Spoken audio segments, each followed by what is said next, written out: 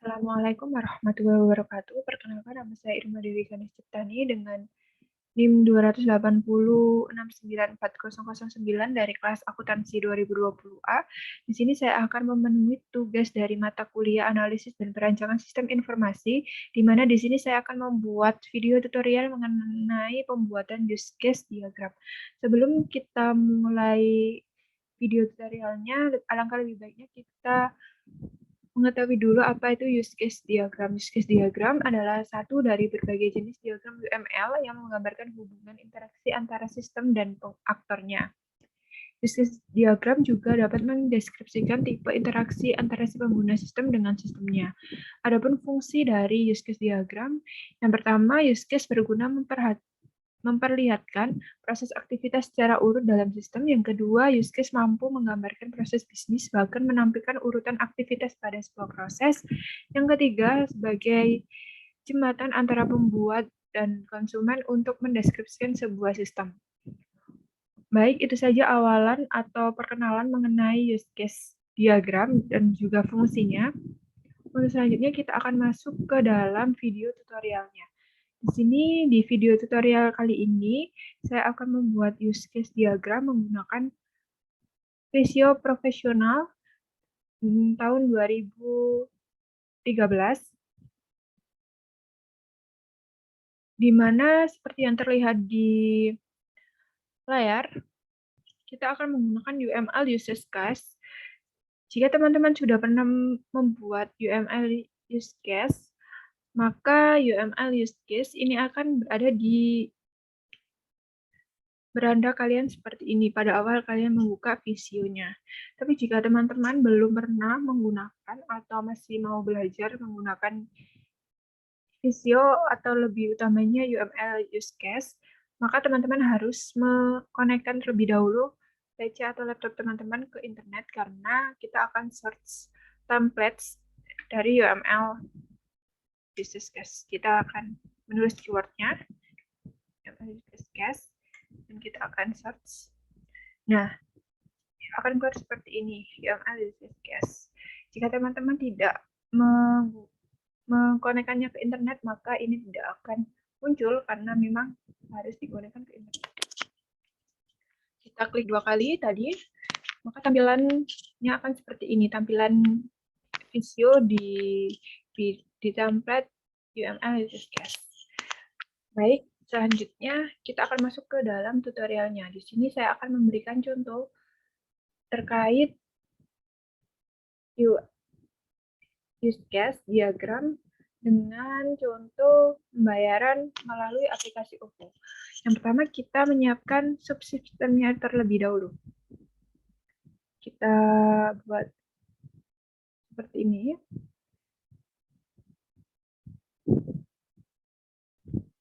Teman-teman bisa sesuaikan dengan kebutuhan teman-teman. Teman-teman mau membuat seperti apa? Mungkin bisa dilebarkan atau dikecilkan. Untuk selanjutnya, karena saya akan membuat pembayaran melalui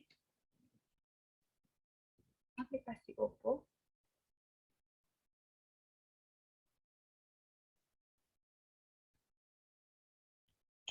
maka name tadi diganti seperti ini ya teman, sesuai dengan judul atau pembahasan yang akan teman-teman bahas di use case diagram ini. Selanjutnya kita perlu aktor. Aktor di sini adalah pengguna dari atau pengguna yang dapat menggunakan sistem use case ini ya teman-teman. Kita di sini hanya menggunakan satu aktor saja, hanya butuh satu aktor saja, yaitu user. Kita namanya sebagai user OVO. User OVO ini harus memenuhi syarat untuk menggunakan aplikasi OVO. Yang pertama ada, ini kita menggunakan use case ya teman-teman. Use case di sini yaitu abstraksi atau interaksi antara sistem dan juga aktor. Jadi ini sistemnya, ini aktornya, dan ini interaksinya. Use case ini menggabungkan sistem ini dan juga aktor. Dan untuk user ini, agar dapat menggunakan aplikasi OVO, user harus login. Yang pertama harus login. Yang kedua kita akan syarat lagi, tentu harus melakukan registrasi, register. Lalu harus melakukan validasi data.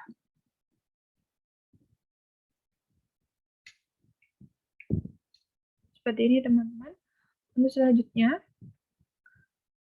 kita akan menarikkan garis dari user ke login. Karena user ketika ingin menggunakan aplikasi OVO harus melakukan 3 kegiatan ini ya teman-teman. Login, register, dan juga validasi data.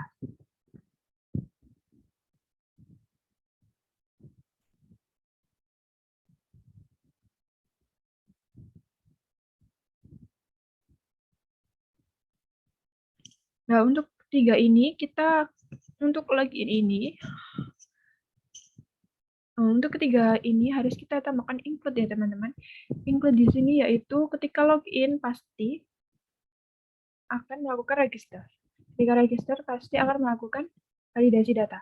Include sendiri yaitu menunjukkan bahwa suatu use case ini secara keseluruhan merupakan fungsi dari use case lainnya. Maksudnya, login di sini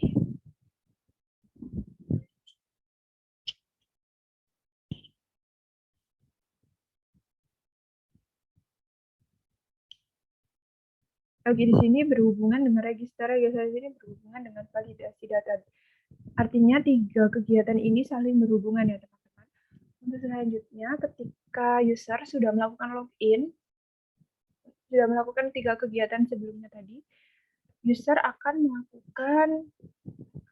bisa melakukan kegiatan ini teman-teman. Yaitu kegiatan untuk melakukan top up. Yang pertama ada top up.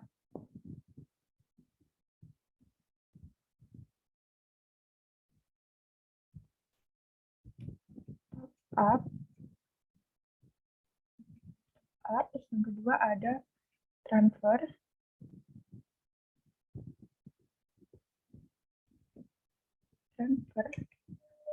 Yang ketiga ada kegiatan payment.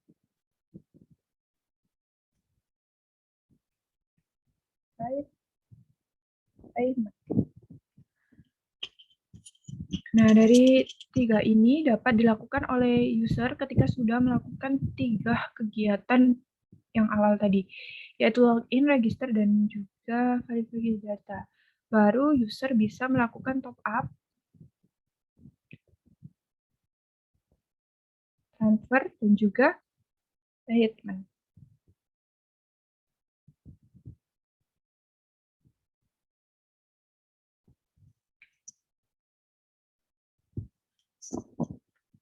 Dari ketiga ini, seperti tadi, top up ini akan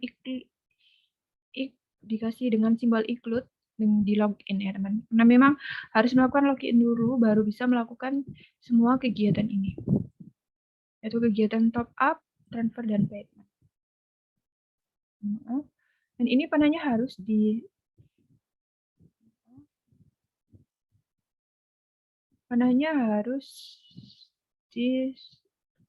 sebelahkan di sini.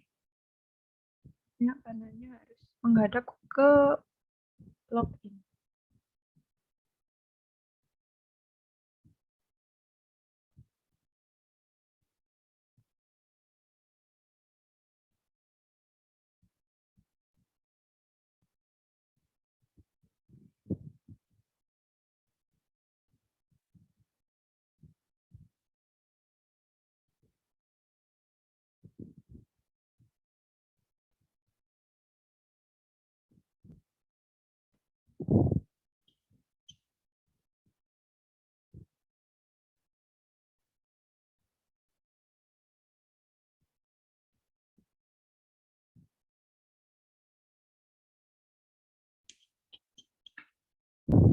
Mohon maaf, saya ulangi lagi, yaitu panahnya harus menghadap ke login ya teman-teman.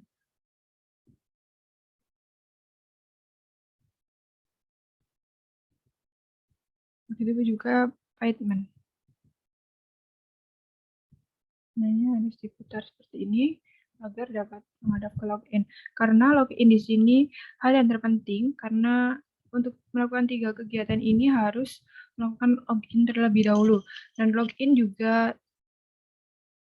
dari login juga dapat melakukan kegiatan-kegiatan ini. Untuk selanjutnya, yang dibutuhkan selanjutnya adalah ketika pembayaran yaitu saldo.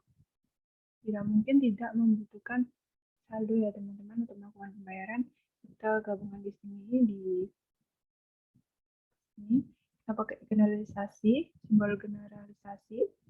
Jadi ini simbol yang menunjukkan spesialisasi aktor untuk dapat beradaptasi dengan use case ini. Berarti use case ini yaitu use case saldo dapat langsung berinteraksi dengan user.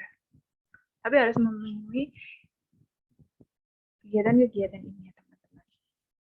Untuk selanjutnya yaitu ada transfer. Transfer ini aplikasi OVO menyediakan dua pilihan yaitu transfer melalui sama OVO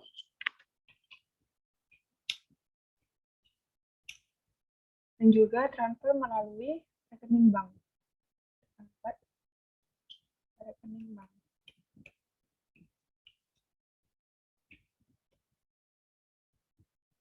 Dan ini akan menggunakan simbol extensor. Kenapa? Karena extensor ini menunjukkan bahwa suatu use case merupakan tambahan fungsional dari use case sebelumnya. Maksudnya, use case sama OVO dan juga rekening bank merupakan tambahan use case untuk menjelaskan use case dari use case transfer sendiri, yaitu menjelaskan lebih dalam fungsinya. Seperti itu.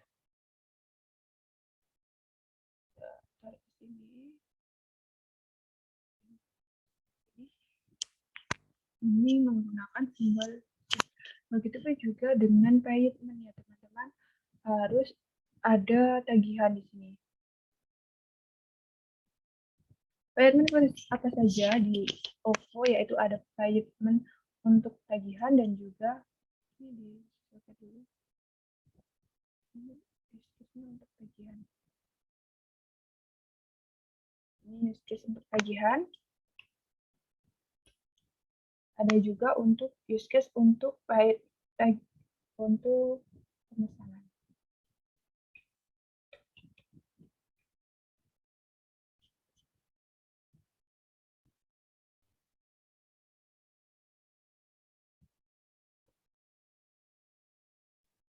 Seperti ini ya teman-teman, siklus melakukan pembayaran melalui aplikasi OVO, di mana yang pertama user harus melakukan login. Ketika login akan melakukan register dan juga validasi data. Ini login include semua, 3 kegiatan ini include.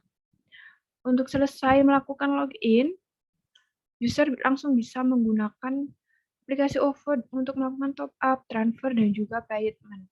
Untuk 3 kegiatan ini include ya teman-teman dengan login. Selanjutnya ada saldo. Saldo ini merupakan hal terpenting untuk melakukan pembayaran ya teman-teman. Selanjutnya ada transfer. Transfer ini didukung fungsionalisasinya dengan dua cara yang disediakan oleh aplikasi OVO, yaitu transfer sama OVO dan juga transfer melalui rekening bank. Begitu juga payment.